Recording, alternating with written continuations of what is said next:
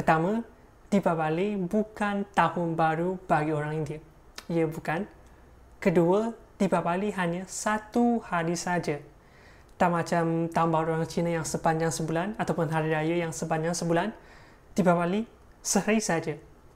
Ketiga, Deepavali ataupun Diwali, dua-dua betul sebab kedua-dua mereka datang daripada bahasa Sanskrit yang sama yang membawa maksud deretan cahaya. Keempat, kami sembang sikit tentang asal-usul Deepavali.